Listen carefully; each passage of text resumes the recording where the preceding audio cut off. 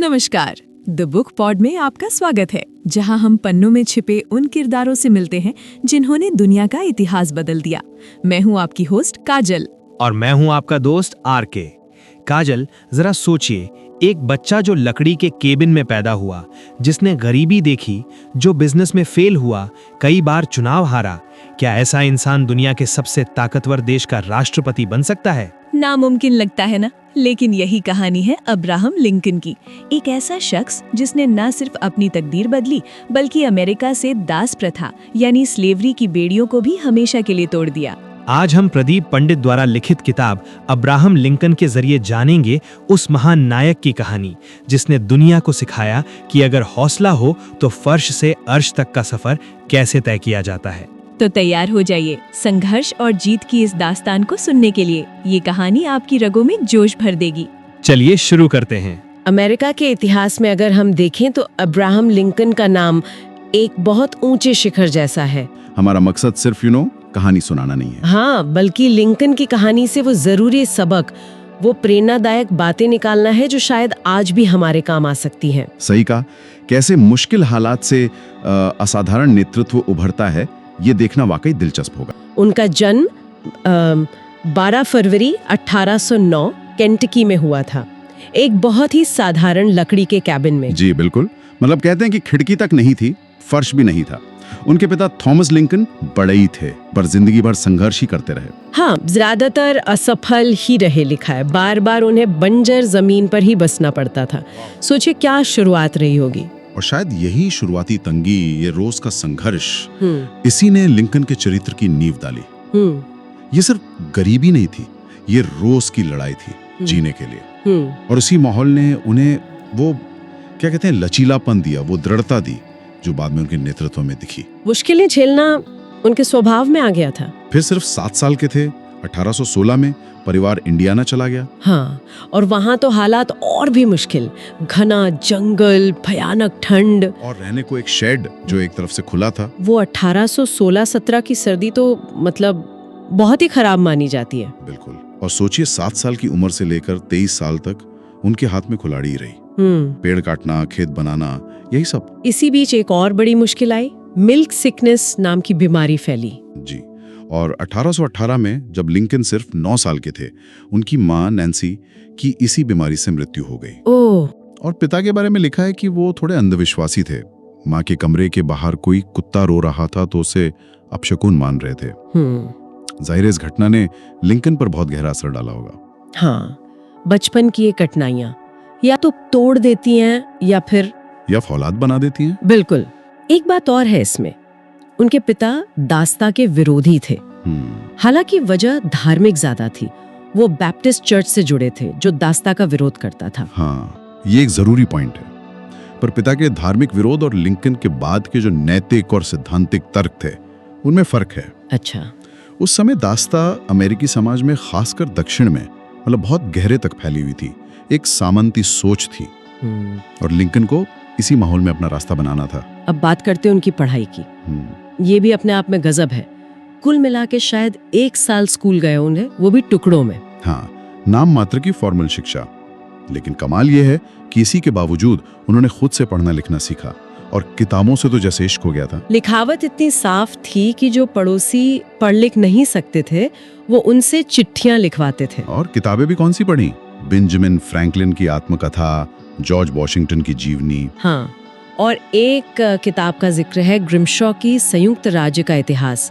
कहते हैं इसका असर बहुत गहरा हुआ, जैसे रस्किन का गांधी जी पर हुआ था। बिल्कुल, उस किताब में ऐसी बातें थीं कि दास्ता लालच और आधारहीनता का चरमोत्कर्ष है, या सभी समान रूप से जन्मे हैं। अच्छा, तो इन विचारों ने उनकी सोच को मतलब एक दिशा दी होगी। समानता, न्याय, ये भावनाएं मजबूत हुई होंगी। जाहिर है यहीं से उनको वो वैचारिक ताकत मिलनी शुरू हुई जो बाद में उनके राजनीतिक जीवन का आधार बनी। ये दिखाता है कि ज्ञान सिर्फ स्कूल की दीवारों में नहीं मिलता। सही बात है, लगन हो तो कहीं से भी सीख सकते हैं। उनकी सौतेली माँ सारा बुश जॉनस्टन, वो भी उनके लिए किताबें लाई थी, सिंदबाद, रॉबिन्सन क्रूजो, बाइबल। हाँ, और इससे उनकी पढ़ने की भूख और बढ़ी। वो खेतों में काम करते करते भी पढ़ते थे। सोचिए, परिवार खाने पर इंतजार कर रहा है और लिंकन कहीं किताब में खोए हैं। वकीलों की बहस सुनने के लिए मीलों पैदल चले जाते थे। ये तो जुनून था। बिल्कुल, ये अंदर की आग थी, खुद को बेहतर बनाने की जिद। और ये सिर्फ किताबी ज्ञान नहीं था, उनके शुरुआती जीवन में ही उनके चरित्र की झलक मिलने लगी थी। करुणा, सहानुभूति, एक मजबूत नैतिक समझ। हाँ, वो कछुए वाला किस्सा, दोस्तों ने मजाक में जल के कोयले पर फेंक दिया और लिंकन नंगे पैर कूदकर उसे बचा लाए। जी, और उनका पहला निबंध भी पशुओं के साथ दयालुता पर था। मद्य निषेध पर भी लेख लिखा, जो छपा। मतलब अपनी टूटी फूटी शिक्षा के बावजूद अपनी बात कहना जानते थे। ये छोटी छोटी बातें बताती हैं कि उनके अंदर न्याय और दया की भावना कितनी गहरी थी। और यही गुण बाद में उनके नेतृत्व में भी दिखे। फिर 1830 में परिवार फिर से चला, इस बार इलिनॉय। मिल्क सिकनेस के डर से यात्रा फिर मुश्किल। डिकैटर पहुंचकर लिंकन ने अपना पहला राजनीतिक भाषण दिया और कहते हैं लोगों को बहुत प्रभावित किया। इसके बाद तो कई तरह के काम किए, नाविक बने, न्यू ऑर्लियंस तक गए, बढ़ई का काम किया, स्टोर कीपर भी रहे। और न्यू सैलम में वो नाव वाली घटना हुई। हाँ, वो तो बड़ी मशहूर है। नाव माल के बोझ से बांध पर अटक गई, पानी भरने लगा। और कब लिंकन ने अपनी सूझबूझ दिखाई, नाव में छेद करके पानी निकाला और उसे बांध के ऊपर से निकाल लिया। इस एक घटना ने उन्हें वहां का हीरो बना दिया। ये दिखाता है कि वो समस्याओं से घबराते नहीं थे, हल निकालते थे। शायद यहीं से उनके मन में नेता बनने की इच्छा, कानून पढ़ने का ख्याल और मजबूत हुआ होगा। बिल्कुल, हर चुनौती एक मौका बन सकती है अगर नजरिया सही हो। लिंकन की यही खूबी थी, वो हर अनुभव से सीखते थे और आगे बढ़ते थे। फिर 1832 में उन्होंने पहला चुनाव लड़ा, इलिनॉय राज्य विधायिका का। हाँ, सिंगामो नदी को नौकायन के लायक बनाने का मुद्दा उठाया था, पर हार गए। और हार के बाद क्या कहा पता है? बोले, मुझे निराशा सहने की आदत है। गजब का नजरिया था। पहली हार अक्सर हौसला तोड़ देती है, लेकिन लिंकन का ये कहना उनके लचीलेपन को दिखाता है। वो हार को अंत नहीं मानते थे, सीखने का एक मौका मानते थे। इसी साल ब्लैक हॉक युद्ध हुआ और लिंकन सेना में भर्ती हो गए, स्वयं सेवक के तौर पर। और मजे की बात, उनके साथियों ने उन्हें अपना कप्तान चुन लिया। हाँ, ये उनके लिए बड़ी बात होगी, क्योंकि उस समय वो बेरोजगार थे, स्टोर का काम भी बंद हो गया था। युद्ध का सीधा अनुभव तो ज्यादा नहीं मिला, पर नेतृत्व का मौका मिला और कई ऐसे दोस्त बने जिन्होंने बाद में उनकी मदद की। युद्ध के बाद दोस्तों ने मदद की और उन्हें पोस्ट मास्टर की नौकरी मिल गई। हाँ, डाक तो हफ्ते में 2 बार ही आती थी, बाकी का सारा खाली समय पढ़ने में जाता था। फिर सर्वेक्षक का काम मिला, जिसके लिए वो तैयार नहीं थे, ज्यामिति नहीं आती थी उन्हें। लेकिन फिर वही बात, चुनौती स्वीकार की, सीखी ज्यामिति, सीखा सर्वेक्षण का काम और पूरी मेहनत से किया। इस दौरान वोल्टेयर, टॉम पेन जैसे विचारकों को भी पढ़ा। ये उनकी लगातार सीखने की इच्छा और कोई काम छोटा न समझने की आदत को दिखाता है। हर काम, हर अनुभव उन्हें तैयार कर रहा था। बिल्कुल, और आखिरकार 1834 में वो इलिनॉय राज्य विधानमंडल के लिए चुन लिए गए। विग पार्टी के सदस्य थे, हेनरी क्ले के समर्थक। शुरुआत में हालत ये थी कि ढंग का सूट खरीदने के पैसे नहीं थे, उधार लेने पड़े। हाँ, लेकिन वो लगातार चुने जाते रहे और राज्य की राजधानी को स्प्रिंगफील्ड ले जाने में उनकी बड़ी भूमिका रही। उन्होंने रेल, नहर मतलब बुनियादी ढांचे के विकास पर जोर दिया। इसी बीच कानून की परीक्षा पास की और 1837 में स्प्रिंगफील्ड आ गए। जी, और यहीं से उनका राजनीतिक और कानूनी करियर एक तरह से साथ साथ चला। स्प्रिंगफील्ड में उन्होंने वकालत शुरू की, कई लोगों के साथ पार्टनरशिप में काम किया और उनकी ईमानदारी और काबिलियत की मतलब धाक जम गई। हाँ, कहते हैं गरीबों से कम फीस लेते थे, कई बार तो पैसे लौटा भी देते थे। एक किस्सा है कि एक मानसिक रूप से विकलांग लड़की का केस था, उसमें तो फीस लेने से ही मना कर दिया था। उनका मानना था कि वकील का काम सिर्फ पैसा कमाना नहीं है, न्याय दिलाना है। और यही नैतिक ताकत उनके राजनीतिक जीवन में भी बहुत काम आई। लोग उन पर भरोसा करते थे। यही स्प्रिंगफील्ड में 1839 में उनकी मुलाकात हुई मैरी टॉड से। जी, मैरी टॉड एक पढ़े लिखे प्रतिष्ठित परिवार से थी, काफी महत्वाकांक्षी भी। कहा जाता है कि उनकी इच्छा थी कि वो किसी ऐसे व्यक्ति से शादी करें जो आगे चलकर अमेरिका का राष्ट्रपति बने। अच्छा। हाँ, उनका व्यक्तित्व थोड़ा जटिल था, गुस्सैल थीं, सामाजिक दिखावे का, स्टेटस का ध्यान रखती थीं, जो लिंकन के सीधे साधे स्वभाव से बिल्कुल अलग था। लेकिन हो सकता है मैरी की इसी महत्वाकांक्षा ने लिंकन को भी आगे बढ़ने के लिए प्रेरित किया हो। ये रिश्ता काफी उतार चढ़ाव वाला रहा। हाँ, उनकी सगाई हुई, फिर टूट गई, लिंकन शादी वाले दिन पहुंचे ही नहीं।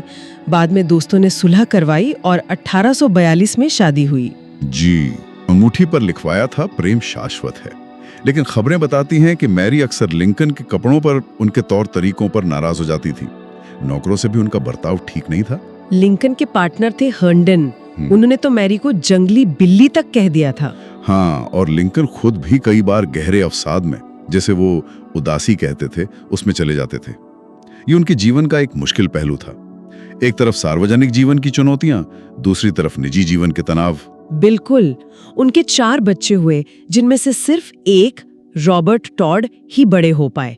3 बच्चों की मौत, इसका दुख तो बहुत गहरा रहा होगा, खासकर बेटे विली की मौत जो व्हाइट हाउस में हुई थी। जी बिल्कुल। इन सब व्यक्तिगत त्रासदियों के बीच भी लिंकन का राजनीतिक कद लगातार बढ़ रहा था। स्टीफन डगलस के साथ उनकी बहसें, खासकर 1858 वाली। हाँ, वो सीनेट चुनावों की बहसें तो बहुत मशहूर हुई। उन बहसों ने उन्हें राष्ट्रीय स्तर पर पहचान दिलाई। लिंकन दास्ता के मुद्दे पर नैतिकता की बात कर रहे थे, सिद्धांतों की बात कर रहे थे, जबकि डगलस लोकप्रिय संप्रभुता की बात कर रहे थे। मतलब नए इलाकों के लोग खुद तय करें कि उन्हें दास्ता चाहिए या नहीं। और लिंकन का तर्क था कि दास्ता नैतिक रूप से गलत है और ये देश को बांट रही है। उनका वो मशहूर वाक्य, फूट वाला घर खड़ा नहीं रह सकता, वो इसी दौरान का है। सीनेट का चुनाव तो वो हार गए। हाँ, हार गए, लेकिन उनकी आवाज पूरे देश में पहुंच गई। उन्होंने कानून के शासन पर, अहिंसक बदलाव पर जोर दिया। जब दास्ता समर्थक भीड़ ने एक विरोधी अखबार का प्रेस जलाया, तो लिंकन खुलकर उसके समर्थन में आए। ये बहसें दिखाती हैं कि लिंकन सिर्फ एक चतुर राजनेता नहीं थे, बल्कि एक गहरे विचारक भी थे। मुश्किल मुद्दों को आम लोगों की भाषा में समझा सकते थे। बिल्कुल, और नैतिक आधार पर अपनी बात रखते थे। इससे पहले वो कांग्रेस के लिए भी चुने गए थे 1846 में। जी, और वहां उन्होंने मैक्सिकन युद्ध शुरू करने के लिए राष्ट्रपति पोल्क की आलोचना की थी। हालांकि युद्ध शुरू होने के बाद सेना के लिए फंड का समर्थन किया। इस पे उनकी आलोचना भी हुई। कुछ लोगों ने कहा ये देशभक्ति के खिलाफ है। हाँ, लेकिन वो अपने सिद्धांत पर टिके रहे। जो सही लगा वो कहा, भले ही वो अलोकप्रिय हो। ये हिम्मत राष्ट्रपति बनने के बाद उनके बहुत काम आई। 1849 में उन्होंने वॉशिंगटन डीसी में दास्ता खत्म करने का एक समझौता प्रस्ताव भी रखा था, मुआवजा देकर जनमत संग्रह से, पर वो कामयाब नहीं हुआ। वो उनकी व्यवहारिकता दिखाता है। हमेशा बीच का रास्ता खोजने की कोशिश करते थे, पर दास्ता का मुद्दा इतना ज्यादा बटा हुआ था कि समझौता बहुत मुश्किल था। फिर कुछ साल वो वापस वकालत में ज्यादा ध्यान देने लगे, लेकिन 1854 में कंसास नेब्रास्का एक्ट आया। हाँ, ये एक बड़ा मोड़ था। इस एक्ट ने नए क्षेत्रों में दास्ता के विस्तार का रास्ता खोल दिया और इसने लिंकन को जैसे झकझोर दिया। वो पूरी ताकत से राष्ट्रीय राजनीति में वापस आ गए। बिल्कुल, इस एक्ट ने दास्ता विरोधी ताकतों को एक किया और नई रिपब्लिकन पार्टी बनी। लिंकन शुरू में थोड़े हिचकिचाए, पर फिर इसमें शामिल हुए और दास्ता के विस्तार के खिलाफ एक बड़ी आवाज बन गए। 1858 की सीनेट बहसों के बाद फरवरी 1860 में न्यूयॉर्क के कूपर यूनियन में उनका भाषण, वो तो मील का पत्थर साबित हुआ। जी बिल्कुल, इस भाषण ने उन्हें पूर्वी राज्यों के नेताओं और बुद्धिजीवियों के बीच स्थापित कर दिया। दिखाया कि वो सिर्फ पश्चिम के नेता नहीं, राष्ट्रीय स्तर के विचारक हैं। और इसने उनके राष्ट्रपति पद के नामांकन का रास्ता खोला। हाँ, और 1860 में शिकागो में रिपब्लिकन सम्मेलन हुआ। सबको लगा कि विलियम सीवर्ट जीतेंगे, वो बड़े दावेदार थे। लेकिन लिंकन ने सबको चौंका दिया, नामांकन जीत लिया। कहते हैं जब उन्हें खबर मिली तो वो शांत थे, पर चेहरा पीला पड़ गया था। चुनाव भी जीत गए, लेकिन एक भी दक्षिणी राज्य का वोट उन्हें नहीं मिला था। और ये जीत जितनी बड़ी थी, उतनी ही खतरनाक भी साबित हुई। बिल्कुल, देश के विभाजन का खतरा एकदम सामने आ गया। लिंकन के चुने जाते ही दक्षिणी राज्यों ने संघ से अलग होना शुरू कर दिया। लिंकन का रुख साफ था, अलगाव गैर कानूनी है, संघ टूटेगा नहीं। समझौते की बहुत कोशिशें हुई पर नाकाम रहीं। 4 मार्च 1861 को भारी सुरक्षा के बीच उन्होंने शपथ ली और अपने भाषण में कहा, हम दुश्मन नहीं दोस्त हैं। एक भावनात्मक अपील थी। कल्पना करना मुश्किल है कि उन पर कितना दबाव होगा। देश टूट रहा था और सारी जिम्मेदारी उनके कंधों पर। बिल्कुल, उन्हें एक साथ मजबूती भी दिखानी थी और सुलह का दरवाजा भी खुला रखना था। लेकिन अप्रैल 1861 में फोर्ट समटर पर हमला हुआ और गृह युद्ध शुरू हो गया। शुरुआती लड़ाइयों में संघ को, मतलब यूनियन को, हार मिली। हाँ, और लिंकन पर काबिल जनरल ढूंढने का बहुत दबाव था। मैक्लेलन जैसे जनरल थे जो हिचकिचाते थे, पोप जैसे थे जो बड़ी बड़ी बातें करते थे, पर हाँ, धीरे धीरे लिंकन खुद सैन्य रणनीति में ज्यादा शामिल होने लगे। युद्ध के समय नेतृत्व करना आसान नहीं होता। एक तरफ लड़ाई, दूसरी तरफ अपनी ही कैबिनेट में मतभेद। सेवर्ड, चेज, स्टैंटन, ये सब बड़े ताकतवर मंत्री थे, सबकी अपनी महत्वाकांक्षाएं। चेज तो खुलेआम लिंकन को अयोग्य मानते थे। जी हाँ, और स्टैंटन भी अपमान करने से चूकते नहीं थे, लेकिन लिंकन ने कमाल का धैर्य दिखाया। व्यक्तिगत अपमान सहे, पर नजर हमेशा बड़े लक्ष्य पे रखी। संघ को बचाना है, ये असाधारण मानसिक ताकत थी। युद्ध के दौरान उन्होंने कुछ कड़े कदम भी उठाए, जैसे बंदी प्रत्यक्षीकरण का निलंबन, मतलब बिना कारण बताए गिरफ्तारी। हाँ, और इसका उन्होंने तर्क दिया कि देश बचाने के लिए ये जरूरी है। उन्होंने युद्ध को लोकतंत्र की लड़ाई का रूप दिया, जनता की, जनता द्वारा, जनता के लिए सरकार। ये फैसले आज भी बहस का विषय है। सुरक्षा और स्वतंत्रता के बीच संतुलन कहाँ हो? बिल्कुल, लेकिन संकट के समय से कठिन निर्णय लेने पड़ते हैं, और युद्ध के साथ साथ युद्ध का मकसद भी उनकी सोच में बदलता गया। और फिर आया वो ऐतिहासिक कदम, मुक्ति उद्घोषणा। जी, इमेंसिपेशन प्रोक्लेमेशन। लिंकन ने इसे बहुत सोच समझकर सही समय पर जारी किया। एंटीटाइम की लड़ाई में थोड़ी बढ़त मिली, उसके बाद 1 जनवरी 1863 को इसे अंतिम रूप दिया। इसने विद्रोही राज्यों के सभी दासों को आजाद घोषित कर दिया, और उन्होंने इसे सैन्य जरूरत बताया। इसका असर बहुत बड़ा हुआ। इसने युद्ध का पूरा नैतिक परिदृश्य बदल दिया। ये सिर्फ संघ बचाने की लड़ाई नहीं रही, ये मानवता की लड़ाई बन गई। हाँ, इसने यूरोपीय देशों को दक्षिण का साथ देने से रोका और अश्वेत सैनिकों के लिए सेना के दरवाजे खोल दिए। बिल्कुल, ये एक मास्टर स्ट्रोक था, रणनीतिक भी और नैतिक भी। इसके बाद नवंबर 1863 में उनका गेट्सबर्ग भाषण, कुछ मिनट का भाषण पर अमर हो गया। लोकतंत्र और समानता के आदर्शों का क्या अद्भुत पुनर्समर्पण था। शब्दों में कितनी ताकत हो सकती है, गेट्सबर्ग भाषण इसका सबूत है। इसने युद्ध के बलिदान को एक बहुत ऊंचा मकसद दिया। आखिरकार लिंकन को वो जनरल मिला जिसकी उन्हें तलाश थी, यूलिसेस एस ग्रांट। हाँ, ग्रांट, जो लड़ना जानता था, पीछे हटना नहीं। उसकी रणनीति थोड़ी क्रूर थी, नुकसान बहुत हुआ, उन्हें कसाई ग्रांट तक कहा गया। लेकिन लिंकन ने ग्रांट पर भरोसा बनाए रखा। वो समझ गए थे कि युद्ध जीतने के लिए यही दृढ़ता चाहिए। बिल्कुल, उन्होंने ग्रांट को पूरी छूट दी। ये दिखाता है कि लिंकन सही लोगों को पहचानते थे और उन पर विश्वास करते थे। ये किसी भी लीडर के लिए बहुत जरूरी है। 1864 का चुनाव आया।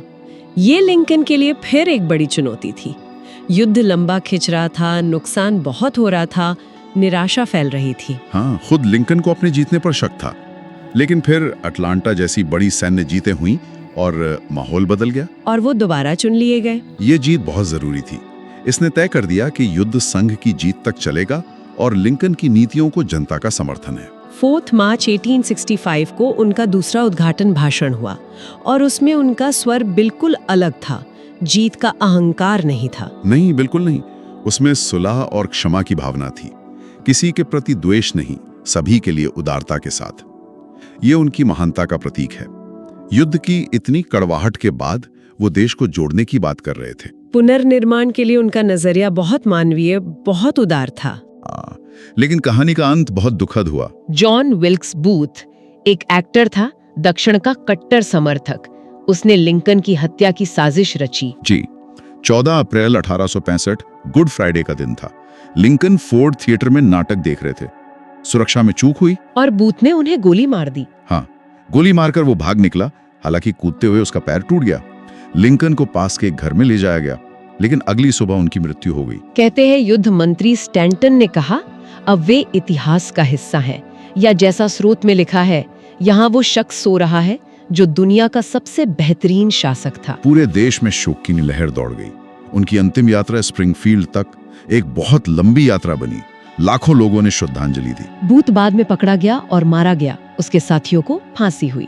लिंकन की हत्या एक राष्ट्रीय त्रासदी थी। इसने पुनर्निर्माण के दौर को शायद और मुश्किल बना दिया। उनकी विरासत क्या है? वो संघ के रक्षक थे, करोड़ों दासों के मुक्तिदाता थे, लोकतंत्र के प्रतीक थे। एक लकड़ी के केबिन से व्हाइट हाउस तक का उनका सफर, ये अपने आप में अटूट इच्छा शक्ति, आत्म सुधार और मुश्किलों पर विजय की कहानी है। बिल्कुल, गरीबी और संघर्ष से उठकर, खुद को शिक्षित करके, सिद्धांतों पर टिके रहकर देश के सबसे बड़े संकट का सामना किया और उसे पार लगाया। ये कहानी वाकई प्रेरणा देती है। हाँ, उनका जीवन दिखाता है कि हालात कितने भी मुश्किल क्यों ना हो, अगर इरादा पक्का हो, सीखने की लगन हो, नैतिक साहस हो, तो इंसान इतिहास बदल सकता है। सही कहा। उनकी कहानी सिर्फ अतीत की बात नहीं है, ये भविष्य के लिए भी एक सबक है। दृढ़ता, आत्मविश्वास और एक बड़े लक्ष्य के प्रति समर्पण का सबक। और जाते जाते एक सवाल, स्रोत में ये अंदाजा लगाया गया है कि अगर लिंकन ने मैरी टॉड के बजाय अपनी पहली प्रेमिका एन रटलेट से शादी की होती तो शायद वो राष्ट्रपति नहीं बनते। क्या वाकई व्यक्तिगत रिश्ते, महत्वाकांक्षाएं इतिहास की धारा को इतना बदल सकती हैं? ये सोचने वाली बात है। या ये सोचिए, अगर लिंकन जिंदा रहते और पुनर्निर्माण का नेतृत्व करते तो आज का अमेरिका कैसा होता? हाँ, ये सवाल हमें सोचने पर मजबूर करते हैं कि कैसे व्यक्तिगत जीवन, नेतृत्व और इतिहास की बड़ी घटनाएं सब एक दूसरे से जुड़ी होती हैं। तो दोस्तों, अब्राहम लिंकन का जीवन सिर्फ एक जीवनी नहीं, बल्कि उम्मीद की एक मशाल है। उन्होंने साबित किया कि आपकी शुरुआत कैसी भी हो, आपका अंत शानदार हो सकता है, बशर्ते आप हार न माने। हमें यकीन है कि द बुक पॉट का ये एपिसोड आपके अंदर कभी ना हार मानने वाला जज्बा जरूर जगाएगा। अगर इस कहानी ने आपको प्रेरित किया है तो अभी हमारे चैनल को सब्सक्राइब करें और लाइक बटन दबाकर लिंकन के जज्बे को सलाम करें। इस वीडियो को अपने दोस्तों, बच्चों और परिवार के साथ शेयर जरूर करें ताकि वो भी जान सके कि असली लीडर कैसा होता है। और हाँ, हमें कमेंट्स में बताएं कि आप अगली बायोग्राफी किस महान हस्ती पर सुनना चाहते हैं। और अब वक्त है आज के सबसे दमदार सवाल का। लिंकन की पूरी जिंदगी असफलताओं से लड़ने की कहानी थी, तो हम आपसे जानना चाहते हैं, अब्राहम लिंकन की तरह आपकी जिंदगी का वो कौन सा सबसे बड़ा फेलियर यानी असफलता था जिसने आपको टूटने के बजाय और ज्यादा मजबूत बना दिया? अपनी उस सीख को, अपनी उस जीत को नीचे कमेंट बॉक्स में लिखकर दुनिया के साथ साझा करें। आपकी कहानी किसी और के लिए प्रेरणा बन सकती है। मैं काजल और मैं आरके आपसे फिर मिलेंगे एक और ऐतिहासिक सफर पर। तब तक के लिए संघर्ष करते रहिए और इतिहास बनाते रहिए। धन्यवाद।